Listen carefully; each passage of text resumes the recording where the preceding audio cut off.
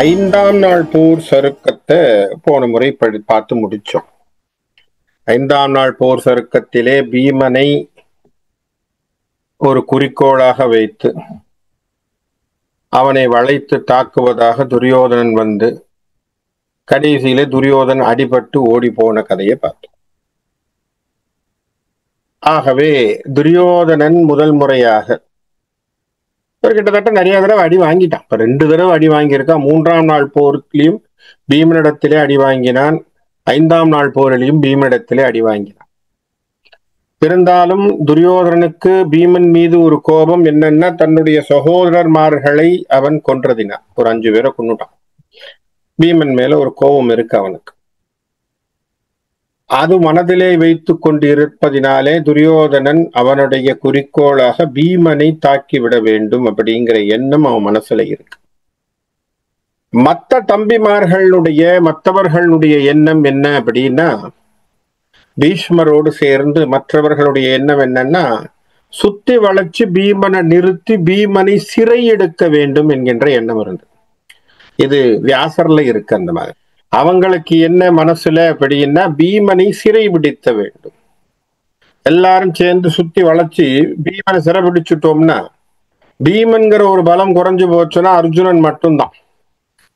மற்றவர்கள் பெரிய லெவல்ல சண்டை போடுவாங்கிறது இல்லை அப்படின்னு அவங்க மனசுல நினைப்பு. அதனால பீமன் பெரிய பராக்கிரமசாலி.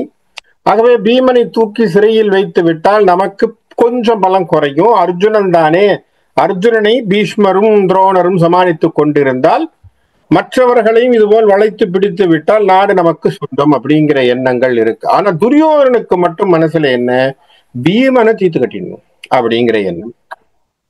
அவனுக்கு ரொம்ப காலமாகவே சின்ன வயசுல இருந்தே அவனுக்கு இருந்த மனசுல இருந்த ஒரு என்ன சொல்ற ஒரு வஞ்சம் பீமன் மீது அவனுக்கு இருந்த ஒரு விஷயம்.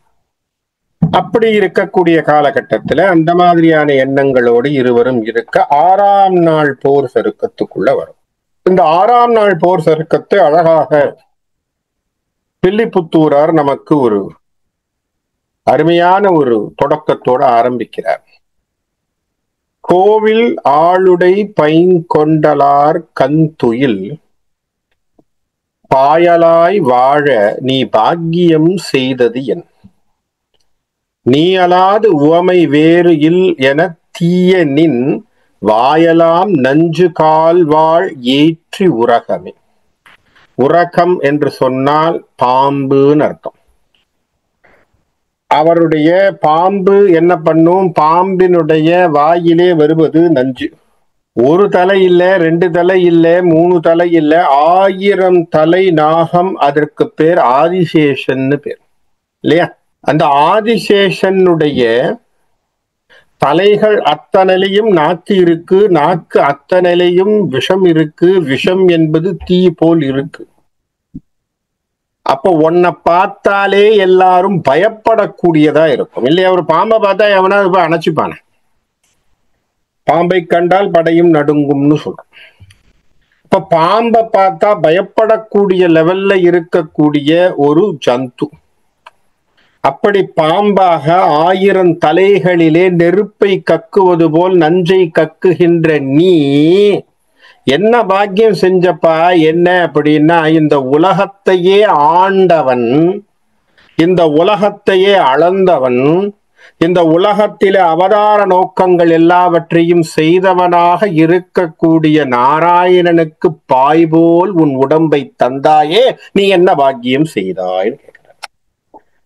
அப்பனா என்ன அர்த்தம்?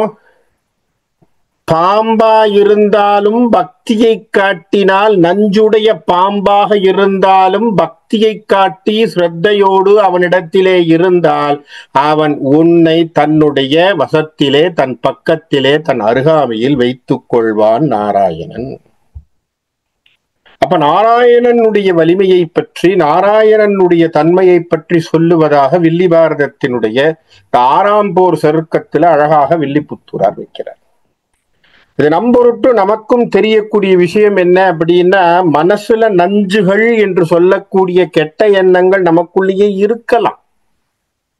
ஆனால் அவையெல்லாம் தொலைத்து விட்டு மனதிலே பக்தியும் சரணாகதியையும் வளர்த்து கொண்டு வந்தால் இந்த தேகமாக பாம்பாக நஞ்சாக இருக்கக்கூடிய இந்த உடம்பு கூட பரமனுக்கு ஒரு கருவியாக பொருளாக சேர்வோம் என்பதுதான் கருத்து.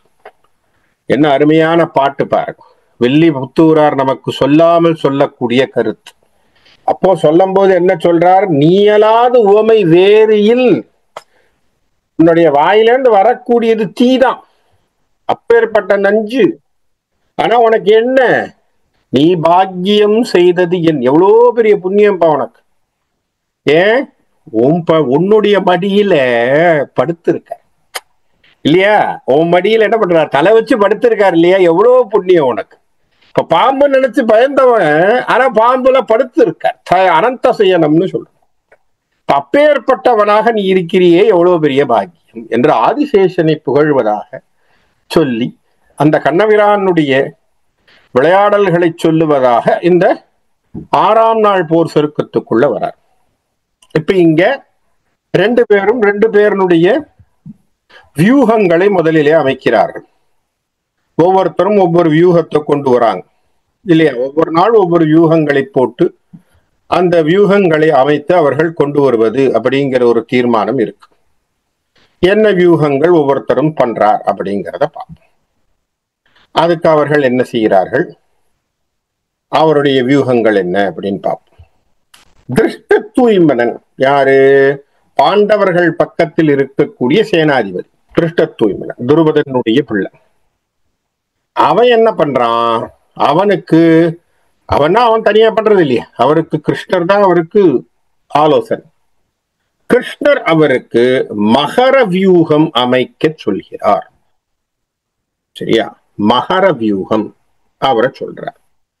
மகர வியூகம் அப்படின்னு சொன்னா, மகரம் அப்படின்னு சொன்னா, வியாசர்ல மகாபாரதத்துல மகரம் என்று சொல்லக்கூடியதற்கும் வில்லிபுத்தூரார் அதற்கு டெபினிஷன் என்ன சொல்றார் அப்படின்னா, மீன் உருவாக, சுறா மீனை போன்ற வடிவாக அப்படி வைக்க சொல்றார் வியூகத்தை. சுறா மீன் வடிவாக இருக்க சொல்லி அந்த வியூகத்தை அமைக்கிறார். அதுக்கு என்ன செய்யறார்? அந்த மகரத்தினுடைய தலையிலே அர்ஜுனன். அப்ப அந்த வியூகத்தினுடைய தலையில இப்ப நீங்க பாத்தீங்கன்னா, தூரத்துல இருந்து பாத்தீங்கன்னா அது அந்த வியூகம் அப்படி மீன் மாதிரியான உருவத்துல இருக்கும் அந்த வியூகம்.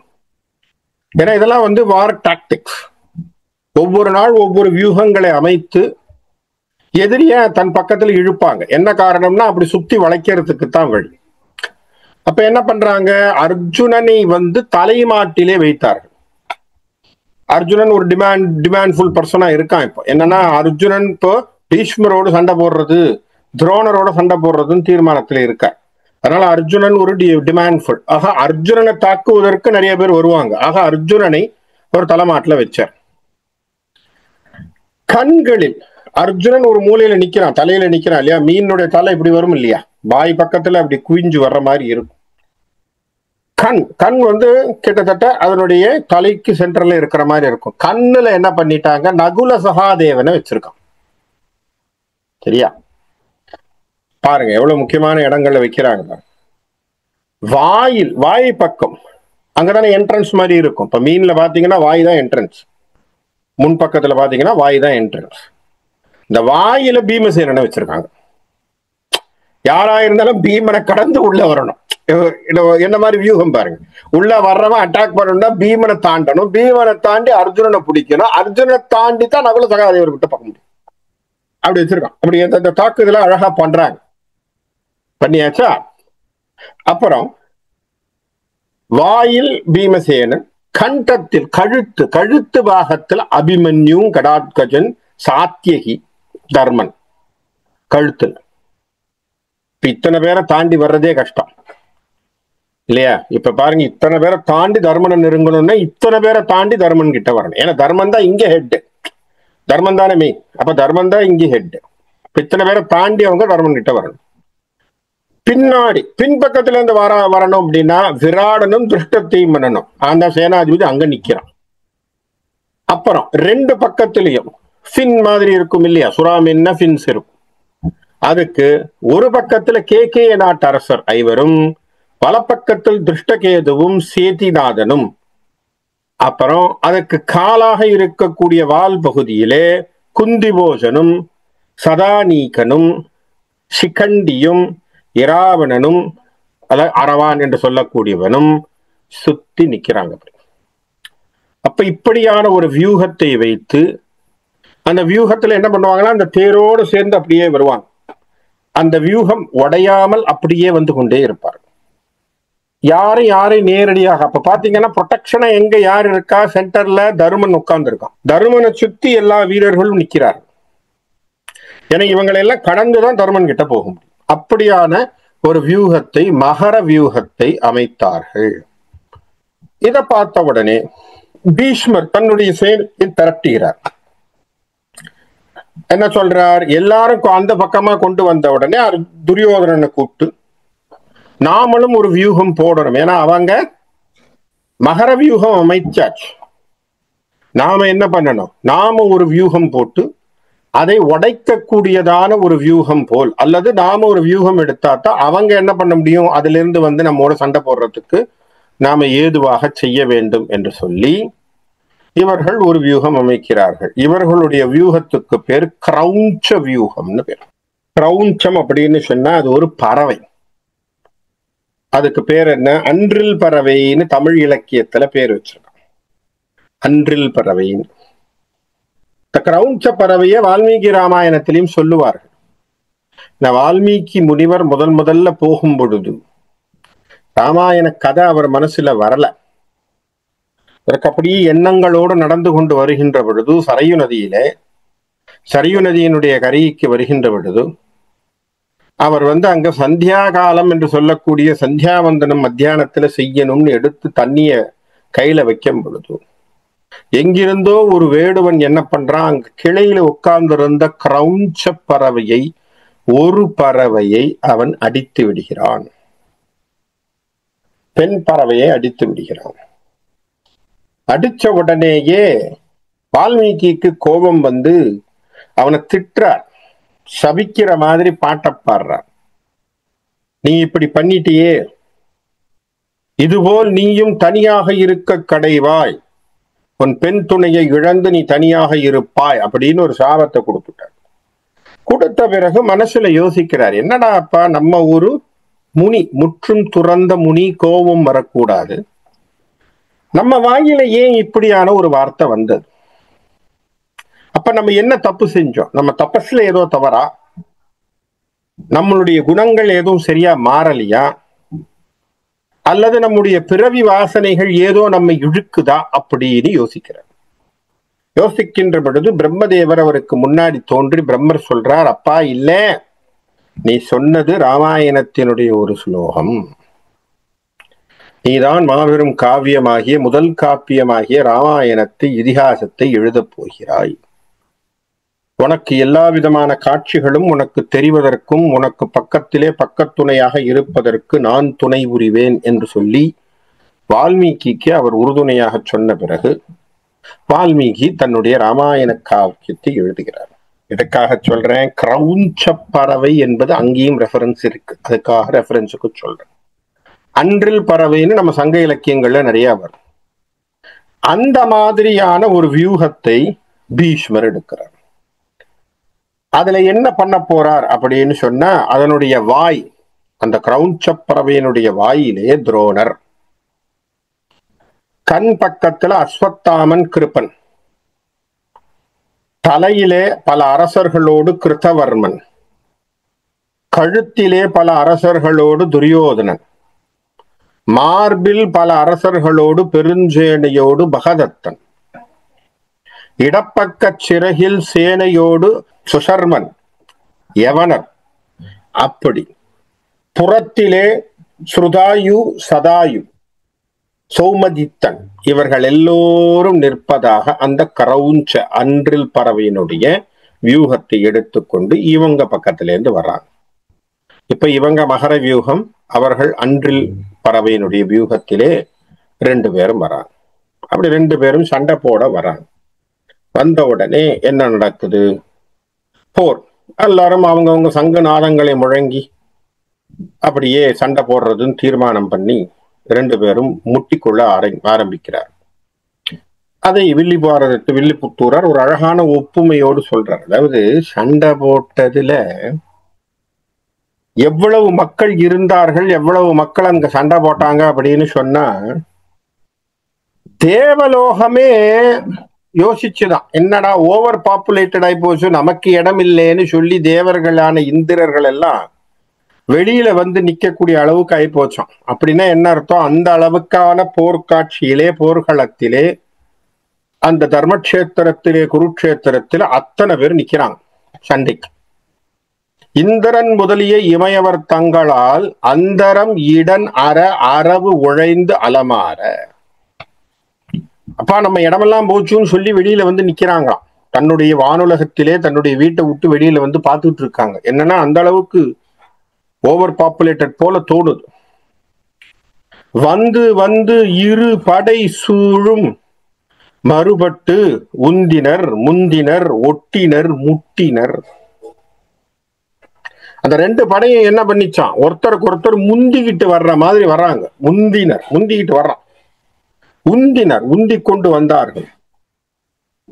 ஓட்டினர் ஓட்டிக்கொண்டு, தேரை ஓட்டிக்கொண்டு வருகிறார்கள் இல்லையா? உந்துதல், முந்துதல், ஓட்டுதல், முட்டுதல்.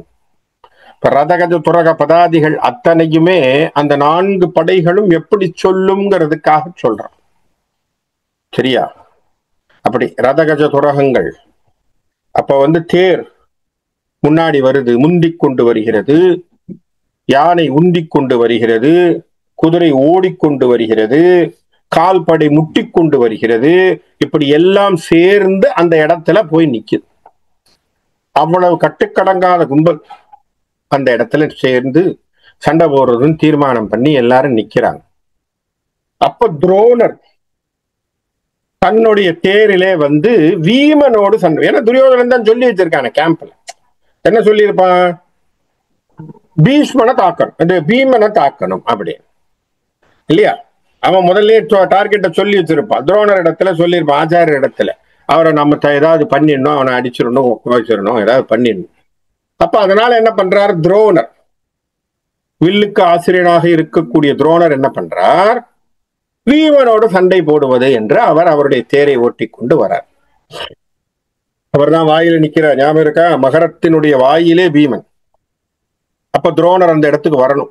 துரோணர் ஓட்டிட்டு வர்றார். அப்ப நேரா வருது. ஆசிரியனது தேர் குதிரை வந்து நிக்கிது. புறவி 4 வித வயப்படைஞரும் சூழ் வாழ் இரவினான் வெண்பகை யுருளினக்கு என்று தன் புறவி 4 என பூண்ட தேர் தூண்டினான் விரவினான் வீமன்வேல் விற்கரை ஆசிரியனே. என்ன பண்ணா? தன்னுடைய குதிரைகளை பூட்டி அந்த துரோணர் அங்க வரார். யார் அவர் அப்படின்னு சொன்னா, எல்லா விதமான சேனைகளையும் சமாளிக்கக்கூடிய ஆற்றலை கொண்டவர் துரோணர். நல்லா ஞாபகம் வச்சுக்கோ. இந்த துரோணர் தான் பீமரை வளர்த்து விட்டவர், அர்ஜுனனுக்கு சொல்லி கொடுத்தவர் இல்லையா? இத்தனைப்பட்ட சிஷ்யர்கள் எல்லாரும் தலை சிறந்த சிஷ்யர்களாக இருக்கிறார்கள் என்று சொன்னால் அதுக்கு காரணமான ஆசிரியனவன் தானே. அப்ப ஆசிரியனுக்கு விஷயம் தெரியாதா? சொல்லிக் கொடுத்த ஆசிரியருக்கு விஷயம் தெரியாதா? அப்ப அப்பேற்பட்ட வலிமையை கொண்டவர்களாக, அது மட்டும் இல்லாமல் அவரை சுற்றியான பல சேனைகள் எல்லாம் சேர்ந்து கொண்டு சூழ்ந்து வர, ஆசிரியனாக துரோணன் என்ன பண்றான்?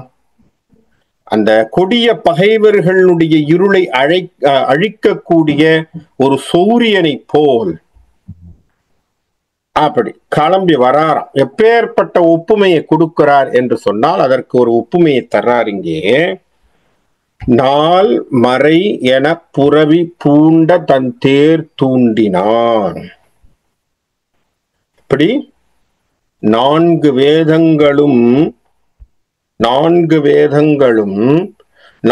குதிரைகளாக இருந்து அந்த குதிரைகளை தன் தேரிலே பூட்டி அந்த தேரை ஓட்டி கொண்டு வந்த, எதற்கு ஒப்புமை? யாருக்கு ஒப்புமை அப்படின்னு சொன்னா, இதை திரிபுர சம்ஹாரத்தப்பொழுது சிவபெருமான் அப்படி வந்தாராம். திரிபுர சம்ஹாரத்துக்கு அப்போ சிவபெருமான் என்ன பண்றார், 4 வேதங்களை குதிரைகளாக வச்சு அதை ஓட்டிட்டு வர்றார். அந்த திரிபுர எரிப்பதற்காக வருகிறார். அப்ப திரிபுரத்தை எரிக்க வருகின்ற போ எப்படி வந்தாரோ அது போன்ற ஒரு தேஜஸோடு, அது போன்ற ஒரு துடிப்போடு இங்கே துரோணர் வருகிறார் என்று சொல்லி துரோணர் வந்து வீமன் மேல் தாக்குதலை ஏற்படுத்துகிறார். துரோணருடைய குதிரை வந்து அப்படி குதிரையோட ஓடி அவர் வரார். அப்ப வந்த உடனே என்ன நடக்குதுன்னு பார்ப்போம்.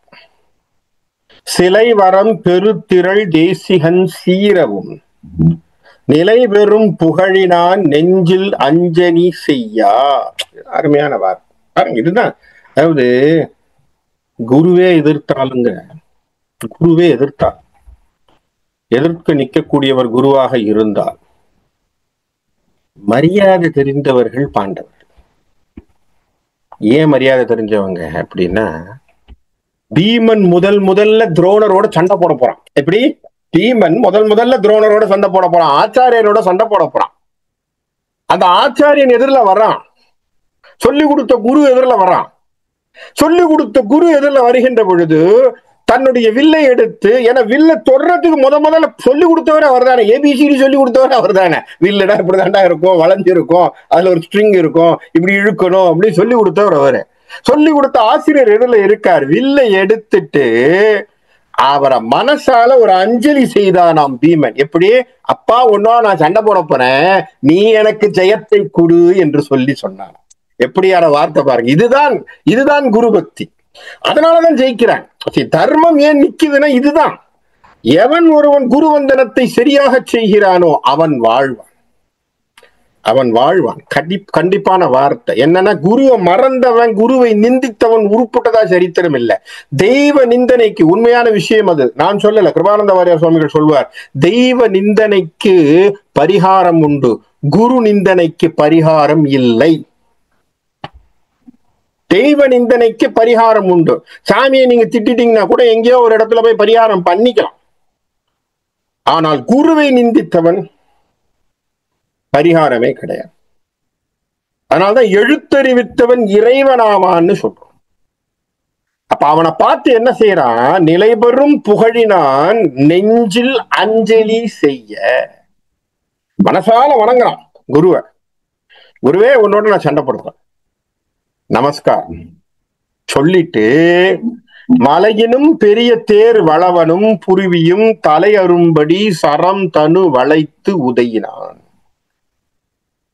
அங்க அவர் நின்றுட்டு இருக்கக்கூடிய தேர், அந்த தேரனுடைய குதிரை, அதை ஓட்டிட்டு இருக்கக்கூடிய பாகன், அத்தனை பேரும் விரட்டி விடக்கூடிய அளவுக்கு, அவர்களுக்கு காயப்படக்கூடிய அளவிற்கு அந்த அம்பினை செலுத்தினான் பீமன். அப்படி போட்டு விட்டான்.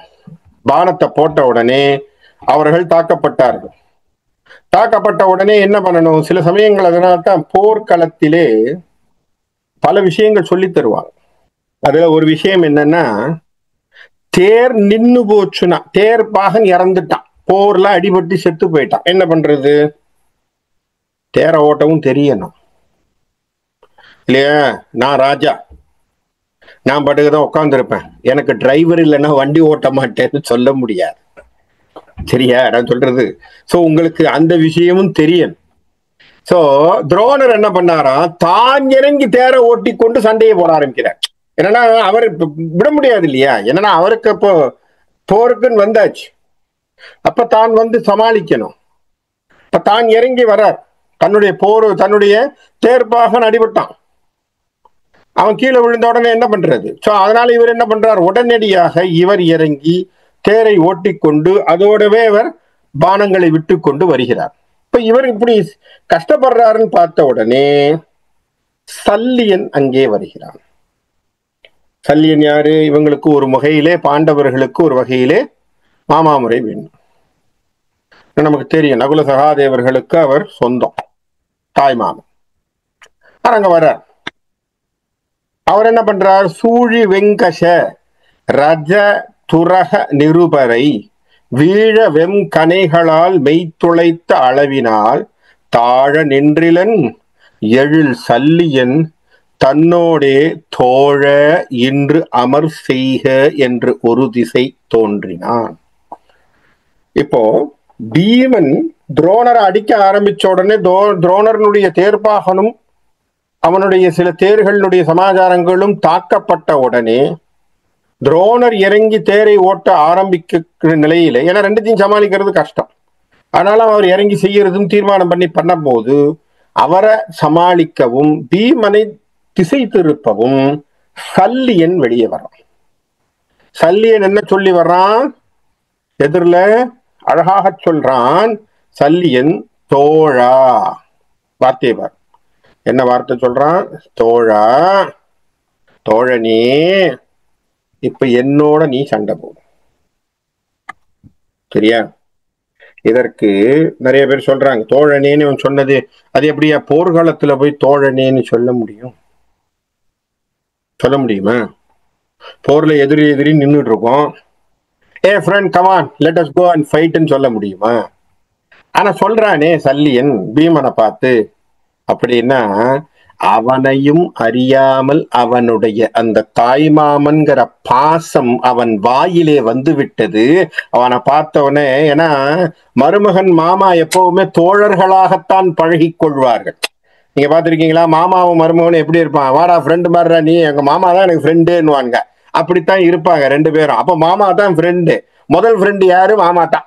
எல்லாத்துக்கும் மாமா தான் ஃப்ரெண்டு. அதனால அப்ப என்ன பார்த்தா, இவன் பார்த்த உடனே பீமனை பார்த்த உடனே என்ன சொல்லிட்டான்? வாப்பா ஃப்ரெண்டே, வா தோழனே, வா சண்டை போடுவோம். அப்படின்னா என்ன அர்த்தம்? ஃப்ரெண்ட்லியா சண்டை போடலாமாங்கிற மாதிரி கூப்பிடுறான் அவன். ஏன்னா அவனை அறியாமல் அந்த வார்த்தை வந்து விடுகிறேன். இப்போ அழகாக போய் எழில் சல்லியன் நேரா தோழனே என்னோடு அமர் செய்க என்று அவனை சொல்லி அவனை கூப்பிடுறான். கூப்பிட்ட உடனே ரெண்டு பேரும் சண்டை போடுறதுன்னு தீர்மானம் பண்றாங்க. பீமனை பொறுத்த வரையில் அவன் ஒரு இலக்கோடு தான் சண்டை போடுறான். அவன் யாரோட இந்த விஷயங்கள் எல்லாம் அவனுக்கு மனசுல இல்லை. ஏன்னா அவன் தன்னுடைய அண்ணனுக்கு பக்கத்திலே நின்று உறுதுணையாக இருந்து ராஜாங்கத்தை நம்ம வாங்கி கொடுத்து அண்ணாவுக்கு நம்ம இது செய்யணும், நல்ல விஷயங்களை செய்யணும் அப்படிங்கிறத அவன் மனசுல அவன் என்னைக்குமே எடுத்துக்கிட்டான். ஆகவே இவர் தோழனே அப்படின்னு சொன்ன உடனேயும் இவர் இறங்கி சல்லியனோடு சேர்ந்து சண்டை போடுவதென தீர்மானம் பண்ணி ரெண்டு பேரும் சண்டைய ஆரம்பிக்கிறாங்க. சரியா? அப்போ வல்லை வெண்சமர் செய்ய வல்லை நீ வருக என வில்லையும் துணி செய்து வெல்ல வந்தவனையும் தொல்லை வெங்கரி என தேரோடும் தோள்மடுத்து எல்லையாம் புவியின் மேல் ஏற்றினான் வீமனே. அவர் சொன்ன உடனே அப்படியா, தாராளமா சண்டை போடலாம் வாங்கன்னு சொல்லி பீமன் சண்டையை ஆரம்பிக்கிறான். சல்லியன் தன்னுடைய வில்லை எடுத்து சண்டை போடுறதுக்கு ஆரம்பிக்கிறதுக்கு முன்னாடி முதல்ல சல்லியனுடைய வில்லை உடைக்கிறான். அவனுடைய நான் என்று சொல்லக்கூடிய அந்த வில்லினுடைய நானை உடைக்கிறான். அதுக்கப்புறம் என்ன பண்றான்? தொல்லை வந்தவனையும் தொல்லை வெண்கரி என தேரோடு தோள்மடுத்து இறங்கி தன்னுடைய தேரிலிருந்து கீழே இறங்கி சல்லியன் இருந்த தேரை அப்படியே கையால தூக்கி, சல்லியன் இருந்த தேர்ப்பாகன் தேர் குதிரை எல்லாத்தையும் தூக்கி எறிகிறான். எங்க போய் விழுந்தான்னு யாருக்குமே தெரியலையா. எல்லையாம் புவியின் மேல் ஏற்றினான் வீமனே. எங்கேயோ போட்டான், எந்த இடத்துக்கு போய் விழுந்ததுன்னு யாருக்கும் தெரியல. எப்படி போன தடவை ஒரு யானையெல்லாம் தூக்கி அடிச்சானே, யானை போர் செய்தானே பீமன், யானையை தூக்கி யானையை அடிச்சது மாதிரி இவன் தூக்கி எறிந்தது எங்க போச்சுன்னு யாருக்குமே தெரியும். அப்படி தூக்கி எரிஞ்சுட்டான், எல்லையின் ஓரத்துக்கு போய் விழுந்துட்டான். அப்ப சல்லியன் போய் விழுந்தாச்சு. சல்லியன் விழுந்தான்னா அப்ப என்ன ஆயிடும்? சல்லியன் அவ்வளவுதான், தூக்கி எறிஞ்சா என்ன, கீழே போய் விழுந்தா அவனுக்கு என்ன இருக்க போகுது? சல்லியன் தளர்வுற்றான். சல்லியனுடைய தளர்வை பார்த்த உடனே இவன் பயந்துட்டான். யாரு? நம்மால் தான் ஒருத்தர் இருக்கிறானே துரியோதனன், அவனுக்கு பொறுக்குமா? அவன் உடனே பார்த்துக்கிட்டே இருக்கானே. சல்லியன் தன் பெரும் சலிவு கண்டு, அவனுடைய சலிவை பார்த்த உடனே, அவனுடைய தளர்ச்சியை பார்த்த உடனே இங்கேருந்து ஆள் அனுப்புறான். அங்கையின் நெல்லியாம் கனி இனி நேரலார் உயிர் என பள்ளியங்களும் எழ பாந்தால் பொற்கொடி அல்லி தெரியாலான் அங்கு வந்து அணுகினான். இப்ப என்ன ஆகி போச்சு, பீமன் ஒரு வசனம் சொல்றான். சல்லியன் அப்படி கீழே விழுந்த உடனே சொல்றான், சல்லியனை பார்த்து, உள்ளங்கை நெல்லிக்கனி போல் எங்கள் வெற்றி எங்களுக்கு தெரிந்து விட்டதுன்னுட்டான் பீமன். இப்படி வார்த்தை நம்ம தமிழ்ல ஒரு பழமொழி சொல்லுவோம் இல்லையா, உள்ளங்கை நெல்லிக்கனி போல். இப்ப என்ன அர்த்தம், உள்ளங்கையில நெல்லிக்கனியை வச்சு அதை காட்டினோம்னா எல்லாருக்கும் தெரியும். அதை எல்லாருக்கும் மூடாமல் திறந்து வைத்து காட்டினால் உள்ளங்கையிலே நெல்லிக்கனியை வைத்து சொன்ன இட்ஸ் ஓப்பன் சீக்ரெட்னு அர்த்தம் இல்லையா. It's open secret, it's not a closed secret. இதுக்கு பேர் என்ன, ஓப்பன் சீக்ரெட். ஓப்பனா எல்லாருக்குமே தெரியும். என்ன, எங்க சைட்ல வெற்றி நிச்சயம்டான்ட்டான் பீமன். வார்த்தையை சொல்லிவிட்டான். அது சொன்னவனே நம்மளுக்கு பொறுக்குமா?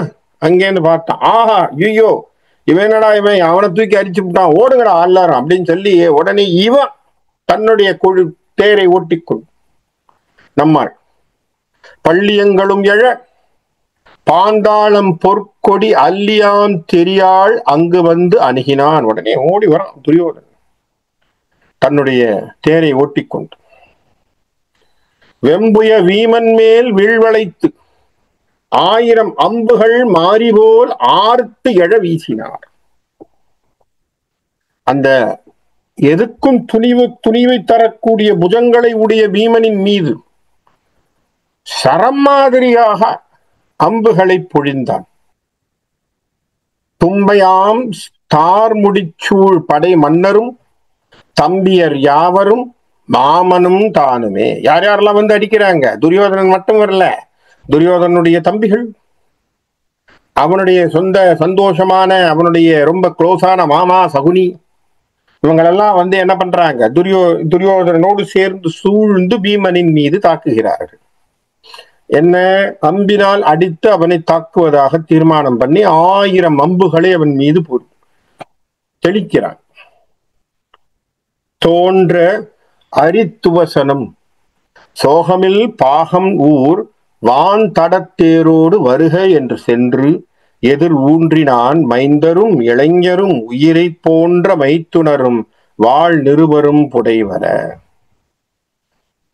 இப்ப இந்த சமாச்சாரங்களுக்கு இந்த மாமன் தம்பிமார்கள் இவர்களெல்லாம் வந்து அவனை புடைசூழ வந்த உடனேயே இந்த பக்கத்திலே பீமனுக்கு அவனுக்கு துணையாக அவனுடைய புடை வீரர்கள் எல்லாம் வர்றாங்க. யார் யாரெல்லாம் வராங்க, அங்க பக்கத்துல வருகின்றவர்கள் மைத்துனன்மார்கள்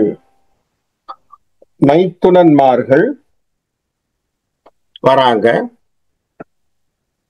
அது மட்டும் இல்லாமல் திருஷ்டத்யும்னன் அவரோடு சேர்ந்த சில சேனை வீரர்கள், அரசர்கள் எல்லாரும் அவனை பீமனுக்கு துணையாக வந்து நிற்கிறார்கள். அப்போ அந்த பக்கத்துல துரியோதனனுக்கு தம்பிமார்கள், அவனுடைய மாமா துரியோதனன், இந்த பக்கத்துல திருஷ்டத்யும்னன், பீமன், அவனோடு சில படைகள் எல்லாம் சேர்ந்து நின்று இருபுறத்திலையும் சண்டை நடக்குது. இப்ப இருபுறத்திலும் சண்டை நடக்கின்ற பொழுது என்ன நடக்குது, இரு சேனையும் நேர்பட நின்று வேலியும் விற்களாலும் வாளிலும் போர் செய்ய. ரெண்டு பேரும் என்ன பண்றாங்க, ரெண்டு பக்கத்துல நின்று இரு சேனையும் நேர்பட வேலினும் வான் திரள் வில்லினும் வாளினும் மலை உற குன்றம் நேர் தோழினார் இருவரும் கொக்கரித்து ஒன்றினார் விழ்வளைத்து ஒருவருக்கு ஒருவரே. ஒவ்வொருத்தரும் என்ன பண்றாங்க, சண்டை போடும்போது இந்த சண்டை வீராவேசனம் வரலாம், வாடா பாத்துறேன், வாடா வாடா வாடா அப்படின்னு இந்த சவுண்ட் எல்லாம் விடுவாங்க இல்லையா, அந்த மாதிரி சவுண்ட் எல்லாம் போட்டு ஒருத்தர் வாடா பாத்துடலாம், நீ வாடா இறங்கடா பாப்போம் இறங்கடா அப்படின்னு சொல்லி ரெண்டு பேரும் சண்டை போட்டு வாளோடு வாழ் வேலோடு வேல் எல்லாம் ஒருத்தருக்கு ஒருத்தர் சண்டையை போட்டு அவர்கள் தோளோடு தோள் உரசக்கூடிய அளவிற்கு இருவரும் சண்டையிலே இறங்குகிறார்கள். உக்கரகமாக ஒருவருக்கு ஒருவர் ஒன்றினார், ஒருவருக்கொருவர் எதிராக நின்று சண்டையை போட ஆரம்பித்தார்கள்.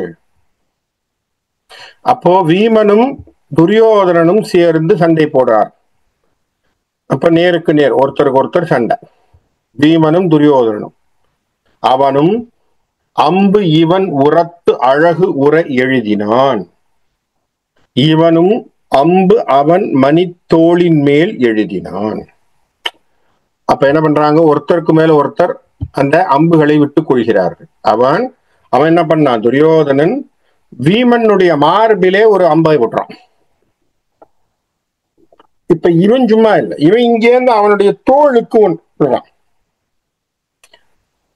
இப்படி ஒருத்தருக்கு ஒருத்தர் வில்லு அம்புகளை போட்டு போட்டு பானங்களை போட்டு போட்டு இவர்கள் இருவரும் தன்னுடைய வீரங்களை காட்டிக்கொண்டு இருக்கிறார். அதனால என்ன நடக்குது அப்படின்னு சொன்னா, அந்த புவனங்கள் எல்லாவற்றிலும் தீப்பொறி கக்குகின்ற அளவிற்கு, அந்த அனல் பறக்குகின்ற அளவிற்கு ரெண்டு பேரும் போர், கோபாக்னி சிந்தக்கூடிய அளவிற்கு ரெண்டு பேரும் ஒருத்தருக்கு ஒருத்தர் சண்டை போட்டுக் கொண்டு இருக்கிறார். புவனம் எங்கிலும் மிக பொறி எழ போர் செய்தனர். சண்டை போடும்போது எவ்வளவு இருக்கா, ஃபியர்ஸ் ஃபைட்டிங்னு சொல்ற மாதிரி, ஆங்கிலத்திலே ஃபியர்ஸ் ஃபைட்டிங்னு சொல்லுவோம். என்ன அர்த்தம், நெருப்பு பொறி கக்கிற அளவுக்கு கோபத்துல ரெண்டு பேரும் சண்டை, முட்டி மோதி. பவனனும் கனலியும் நிகர் என்னும் பரிசினார். ரெண்டு பேரும் ஈக்குவலா சண்டை போட்டுட்டு இருக்காங்க. இப்ப இது நடந்து கொண்டே இருக்கின்ற பொழுது பீமன் துரியோதனன் மட்டும் இலக்கில்லை, அவனை சுற்றி இருக்கிறவங்க மேலேயும் இலக்காக அடித்து கொண்டிருக்கிறான். அப்ப அவனை சுற்றி, துரியோதனை சுற்றி சில அரசர்கள்லாம் வந்திருக்காங்க. வரத்தின் முன்பெரு கதை வன்மை விண்மையும் சிரத்தின் நின்று என்னவோர் பேர் பெரும் சேவகன் சரத்தினும் சுடுகு தேர் சர்ப்ப கேதனை அன்று உரத்தின் வெங்கனைகள் பட்டு உருவ வில் உதையினான். என்ன பண்றான் பீமன், வரத்தில் முன்பற்ற கதை, இது ஒரு பெரிய விஷயம். வரத்தில் முன்பற்ற கதை என்று கதை, அவன் வைத்திருக்கக்கூடிய கதாயுதமானது ஒரு வரத்தினால் அவனுக்கு கிடைத்த கதாயுதம் அப்படின்னு ஒரு கதையை சொல்றார்.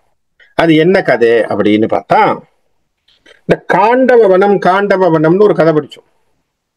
இந்த காண்டவ வனத்திலே அவர்கள் அந்த காண்டவ வனத்தை கிளியர் பண்றதுக்கு என்ன பண்ணாங்க, ஃபயர் செட் பண்ணி அங்க எல்லாத்தையும் கிளீன் பண்ணி அங்கதான் இந்திரபிரஸ்தம் அப்படிங்கிற ஒரு நகரத்தை நிர்மாணம் செய்தார்கள். அப்ப அந்த இடத்துல அவர்கள் நெருப்பை மூட்டி அந்த காட்டை அவர்கள் சீர் செய்வதற்காக நெருப்பை மூட்டும் பொழுது அங்கிருந்து ஓடினவர்கள் நிறைய பேரை பத்தி கதை படிச்சோம். அங்க ஓடிய ஒருவன் பேர் என்ன, மாயன் என்று சொல்லக்கூடிய அசுரலோகத்திற்கு சிற்பி ஒருத்தன் இருந்தான் இல்லையா, மாயன் அப்படின்னு ஒருத்தனை நம்ம பார்த்தோம்.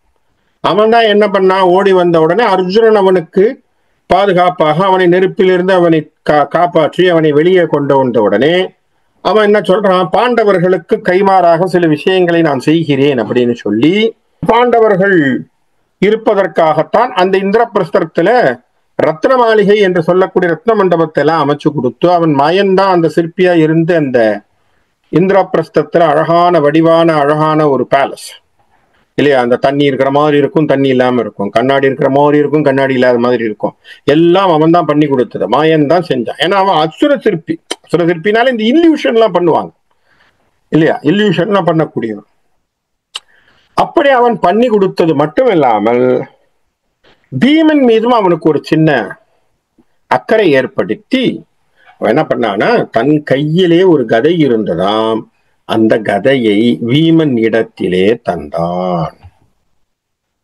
அப்போ பீமனுக்கு அந்த கதையானது எங்கிருந்து வந்ததாக சொல்லப்படுது, மாயன் என்று சொல்லக்கூடிய அசுர சிற்பி அவனுக்கு கொடுத்ததாகவும் அர்ஜுனனுக்கு ஒரு சங்கையும் கொடுத்ததாகவும் பேசுது. இது ரெஃபரன்ஸ் வில்லி பாரதத்துல இருக்கு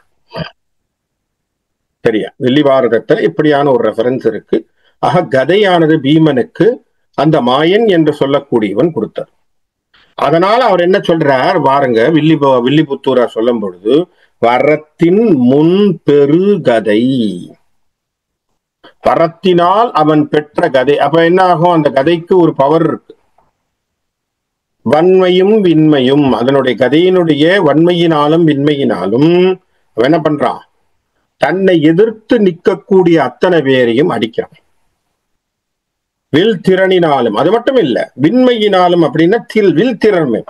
இப்ப கதை மட்டும்தான் அவனுக்கு பீமனுக்கு பெருசு அப்படின்னு சொல்றதை விட்டுட்டு இப்ப வில்லையும் நல்லா செய்யறான் இல்லையா? துரோணரோடவே சண்டை போடுறான்னா என்ன அர்த்தம்? இப்ப வில்லுக்கும் அவன் சளைத்தவன் இல்லை என்று தெரிகிறது. அப்ப வில்லினுடைய திறத்தையும் வைத்து அவன் என்ன பண்றான், எல்லாரையும் அவன் சமாளிக்க கூடியவனாக இருப்பதினாலே அவனுடைய சரத்திற்கு என்ன ஆச்சா, சர்ப்பதேகன், அதாவது சரத்தினும் கடுகு தேர் சர்ப்பகேதனை, அப்ப அம்பை விடுகின்றவனை, பாம்பு கொடி உடைய துரியோதனனை அவனுடைய மார்பிலே தேய்க்கக்கூடியதான ஒரு அம்பை விடுகிறான். யாரு? பீமன். கதையை வரத்தினால் பெற்றவனாக கதையினில் மட்டுமல்லாமல் வில்லிலும் அவனுக்கு வலிமை கொண்டவனாக இருக்கக்கூடிய பீமன் என்ன பண்றான், துரியோதனை சார்ந்தவர்களையும் அடித்துவிட்டு துரியோதனன் மார்பிலே செலுத்தக்கூடிய ஒரு அம்பை விடுகின்றான். இப்ப என்ன போச்சு, நம்மாளு பட்ட உடனேயே மயக்கம் கீழே விழுந்துட்டார். இவருக்கு மயக்கம் வந்துட்டு. யாரு? துரியோதனன். எப்பவுமே பாருங்க, கௌரவ சேனையில துரியோதனை ப்ரொடெக்ட் பண்ணத்தான் அத்தனை பேரும் நின்னாங்க. துரியோதனுக்கு ஒண்ணுன்னா ஓடிடுவாங்க எல்லாருமே. அவனை ப்ரொடெக்ட் பண்ணி ஓடுறதும் அவனை காப்பாத்துறது. ஏன்னா அவன் தானே அங்க மகாராஜ், அவன் தான் யுவராஜா, அவன் தான் ராஜா எல்லாமே. அதனால அவனை தன் விடும் கனைகளில் தம்பியர் தன்மையும் தேன் விடும் தெரியலான் எய்து புன் செய்த பின் ஊன் விடும்படி துளைத்து உறவு பல் பகழியாள் வான் விடும் பேரை வானில் உய்த்தனன் ஆரோ. இப்ப துரியோதனன் அடிச்ச பிறகு பின்னாடி நின்ன சில அரசர்களை எல்லாம் அவனுடைய வில்லினால், யார்? பீமன் தன்னுடைய வில்லினாலே அவர்களை எல்லாம் வதம் செய்தான். சில அரசர்கள் எல்லாம் இறந்து போகக்கூடிய அளவிற்கு அவர்களை வானுலகத்திற்கு அனுப்பக்கூடியவர்களை அனுப்பினான். அவனுடைய தம்பிமார்களுக்கெல்லாம் காயத்தை தருவதாக அனுப்பி வச்சான். ஒருத்தருக்கு ஒருத்தர் புண்படுகின்ற மாதிரியான விஷயங்களை செய்து வைத்தான். அப்போ வில்லினாலே பீமன் அத்தனை பேரையும் சமாளிச்சுட்டான். கதை மட்டுமல்ல, பீமனுக்கு வில்லும் சரியான வழக்கம் இருந்திருக்கு அப்படிங்கிறது நமக்கு தெரியும். இப்ப சிலருக்கெல்லாம் என்ன பண்ணியிருக்கான், சிலரெல்லாம் இறக்கக்கூடிய அளவிற்கான அம்பை போட்டு அவர்களை எல்லாம் துவம்சம் செய்திருக்கிறான். அப்போ இது விழுந்த உடனே, நம்மால அடிபட்ட உடனே சும்மா இருப்பாங்களா? எல்லாரும் உடனே ஓடி வந்துட்டாங்க. ஏன்னா அவரை காப்பாற்றி ஆகணுமே.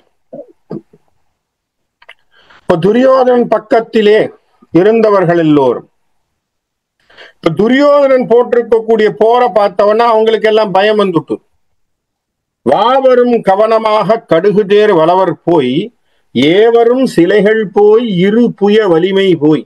என்னாச்சு, அங்கேருந்து அழகாக இவ்வளவு தேரை சுடக்கி கொண்டு, நல்லா ஞாபகம் வச்சுங்க, அத்தனை குதிரை என்ன தேர்ப்பான்கள்லாம் வச்சு எக்ஸ்பீரியன்ஸ்டு பீப்புள்ஸா இருக்கக்கூடிய அத்தனை பேரும் தேரை ஓட்டிக்கிட்டு வர்றாங்க. தேரை ஓட்டிக்கிட்டு எதிரில் வந்தா இந்த ஆள் ஒரு வில்லுல அத்தனை பேரையும் அடிக்கிறான் அப்படின்னு சொன்னா, அதை போய் சிலர் தேர் இழந்து, தேர்ப்பாகனை இழந்து, சிலைகள் போய், கையிலே வைத்திருந்த வில் உடைந்து, வில்லிலே இருக்கக்கூடிய நான் உடைந்து, இரு புய வலிமை போய், சிலருக்கெல்லாம் தோள்பட்டையிலெல்லாம் அடி வாங்கி, யாவரும் பண்டு தாம் இடுபுறம் இட்டனர். உடனே என்ன ஆகி போச்சான், பழைய நிலைமைக்கு எல்லாரும் புறமுதுகு காட்டி ஓட ஆரம்பித்தார்கள். யாரு? துரியோதனன் பக்கத்திலே இருந்தவர்கள்.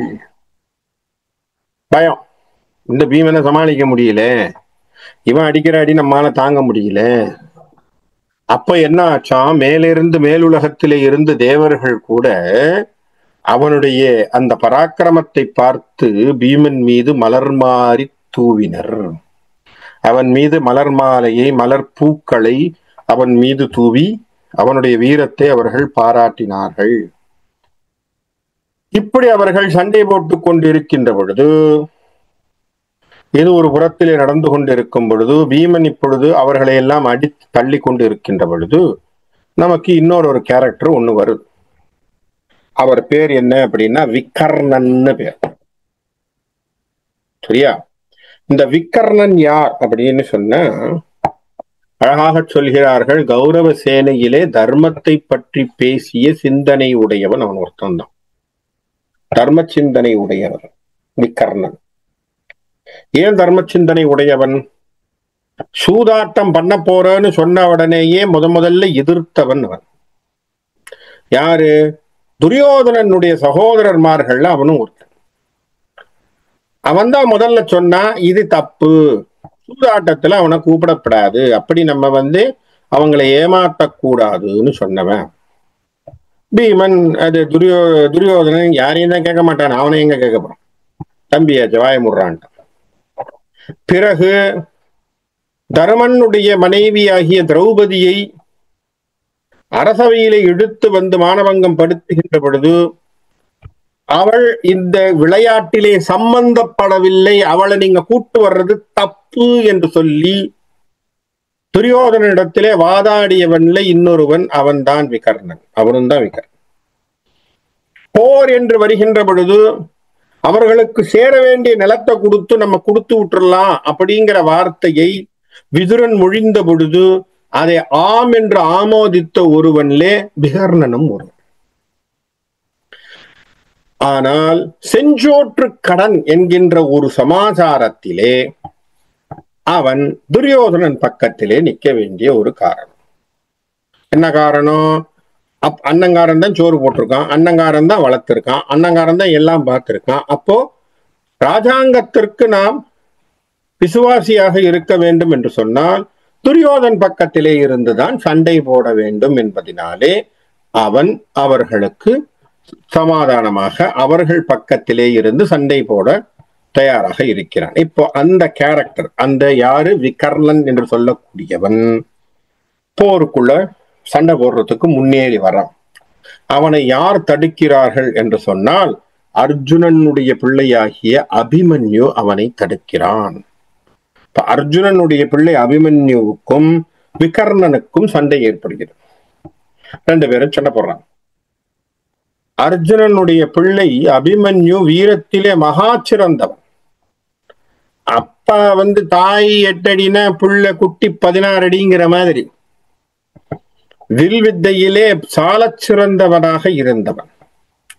நிறைய இடங்களிலே நீங்க பார்த்தீங்கன்னா மகாபாரத போரிலே தனியாக சமாளித்தவன். ஏன், முதல் நாள் போரிலே கூட பீஷ்மரோடு சண்டை போட நேரடியா போனவன் அபிமன்யு.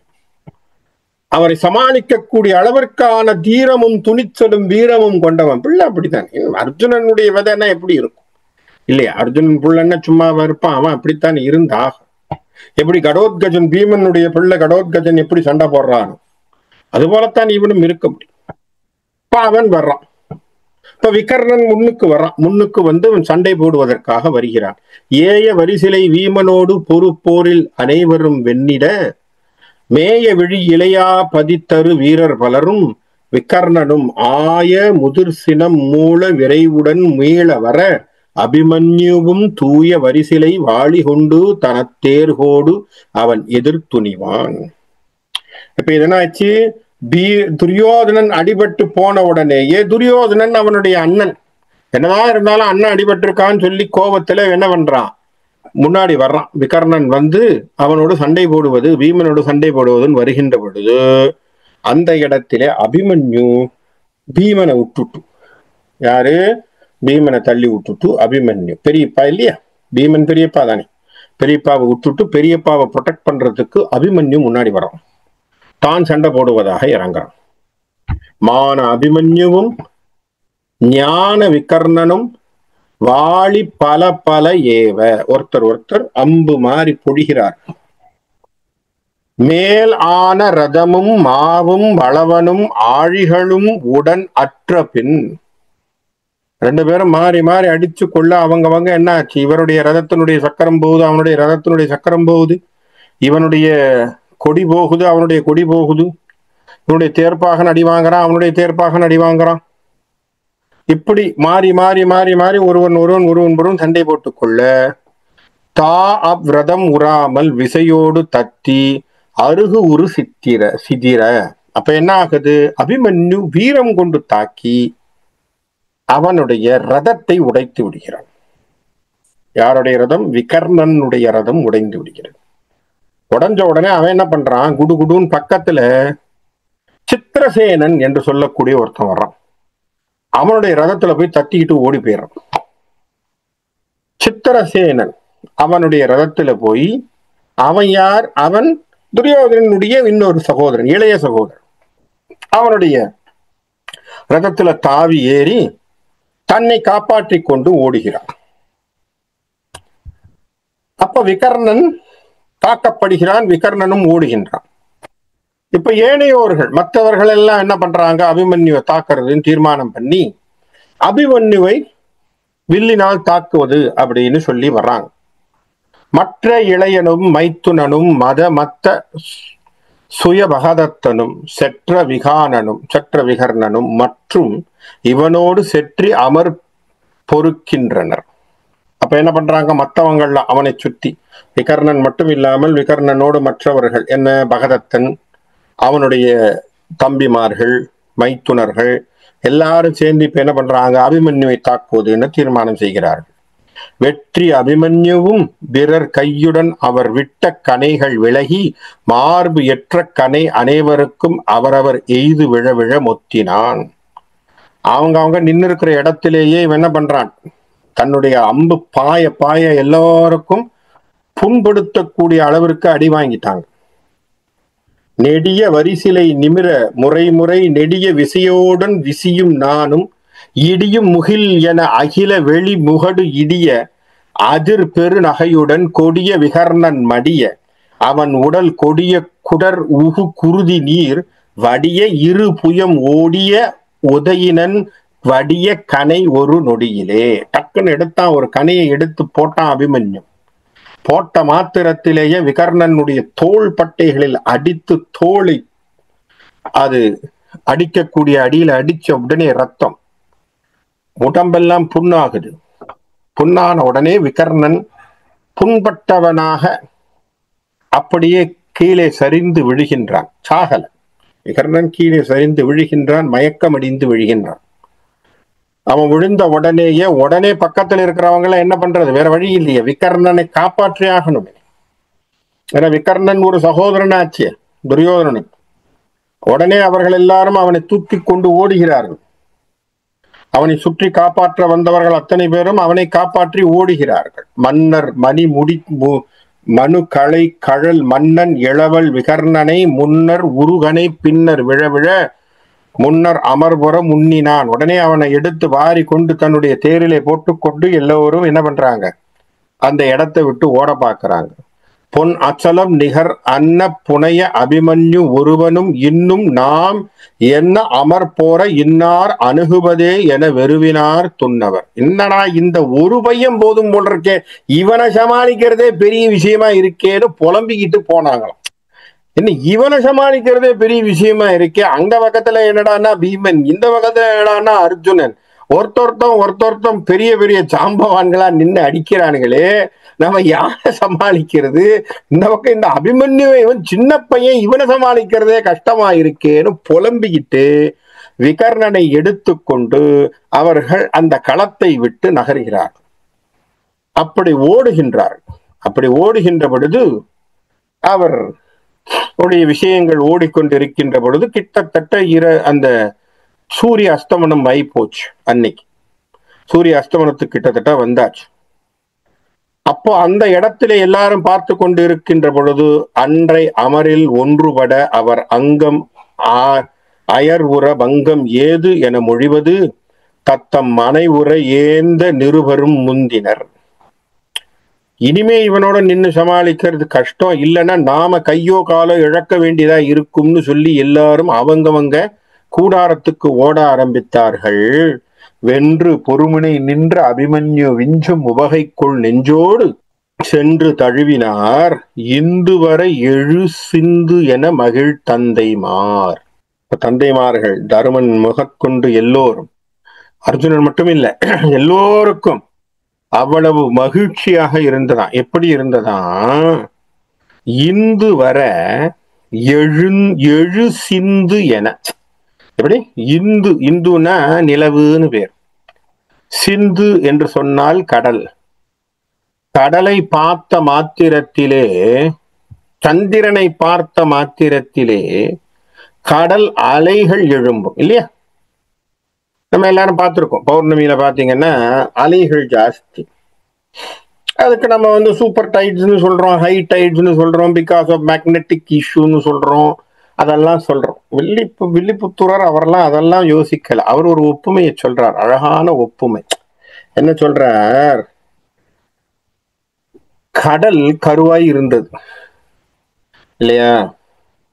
கடல் என்னாச்சு? கருனா என்ன? கர்ப்பப்பை. அந்த கர்ப்பப்பையிலிருந்து ஏதோ வந்தது பொருள். கடலிலிருந்து வந்தவள் தான் மகாலட்சுமி. அந்த கடலிலிருந்து வந்தவன் தான் சந்திரன்.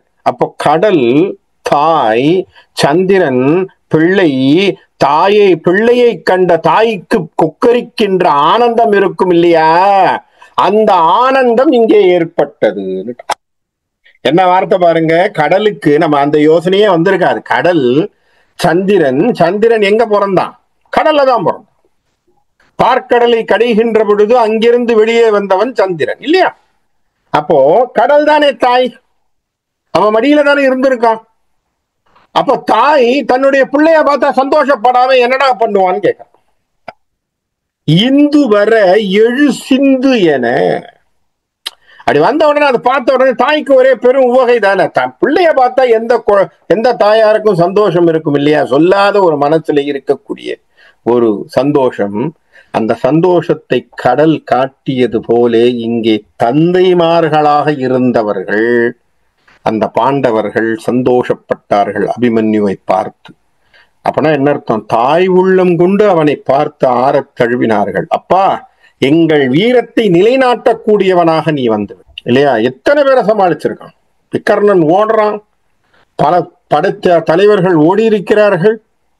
அப்பேற்பட்ட பராக்கிரமசாலியாக அவன் நின்றிருக்கிறான் என்று சொல்லுகின்ற பொழுது அது அவர்களுக்கு பெரிய வீரமாக தோன்றியதாலே எல்லோரும் மாறி மாறி அவனை கட்டி அணைத்து முத்தமிட்டு அவனுக்கு வீரச் செயல்களுக்கான பாராட்டுகளை தந்து அவனுக்கு ஆசீர்வாதத்தை தந்து அவனுக்கு எல்லா விதமான விஷயங்களையும் பாராட்டுதலையும் தருகிறார்கள். அப்படியான ஒரு நிகழ்வை இந்த 6ஆம் நாள் போரிலே அபிமன்யு நிகழ்த்தி காட்டுகிறான். அபிமன்யு இறப்பது 13வது போர் காலத்துல தான். இன்னும் மற்ற நாட்கள் எல்லாம் இருக்கணும். 10ஆம் நாள் போர் தான் முக்கியமான போர், பயங்கரமான போர். அன்னைக்குத்தான் பீஷ்மர் சாய போறார். அது வரைக்கும் போர்க்களம் இப்படித்தான் இருக்கும். வருவாங்க, போவாங்க, சண்டை போடுவாங்க, போயிட்டு இருப்பாங்க, போவாங்க. பெரிய லெவல்ல தலை எதுவும் உருளாது. அங்கதான் 10ஆம் நாள் போரில் இருந்து தான் துரியோதனாதிபதிகளுக்கு துரியோதனனுடைய படையிலே பெரிய பெரிய பெரிய பெரிய அடியெல்லாம் வாங்க போறான் பின்னாடி. அதுல தான் அவனுடைய பிள்ளையை சாவடிச்ச கோபத்திலே அவனுடைய அபிமன்யுவை வியூகம் அமைத்து அடிப்பான். அது வரும், பின்னாடி வரும். அதுக்கப்புறமா தான் மற்ற விஷயங்கள் எல்லாமே நமக்கு தெரிய வரும். எதுக்காகனா, இப்பேற்பட்ட ஒரு பிள்ளையை பெற்றெடுத்ததிலே அவர்கள் எல்லோரும் தாய் உள்ளம் கொண்டு அத்தனை பேரும் அவ்வளவு சந்தோஷப்பட்டு அவனை ஆறத் தழுவினார்கள். அங்கே இருக்கக்கூடிய படுகள காட்சிகளை காட்டுகின்றான் வில்லி. அழகாக படுகள காட்சிகளை காட்சிப்படுத்தி ஒப்புமைப்படுத்தி 2 போர்களை சொல்லி அவர் காட்டுகின்றார். ஒண்ணு கஜமுகாசுரனோடு போரோடு செய்ததை பற்றியும், அந்த போரோடு சேர்ந்து எப்படி அந்த போரிலே எப்படி அசுரர்கள் வெல்லப்பட்டார்களோ கொல்லப்பட்டார்களோ அதுபோல் இங்கே சில அசுர சேனைகளாக இருந்த கௌரவர்கள் அடிக்கப்பட்டார்கள் அப்படிங்கிற மாதிரியான ஒரு ஒப்புமைகளை சொல்லி அழகாக முடித்து படுகள காட்சியை முடிய சூரியன் உடனே தன்னுடைய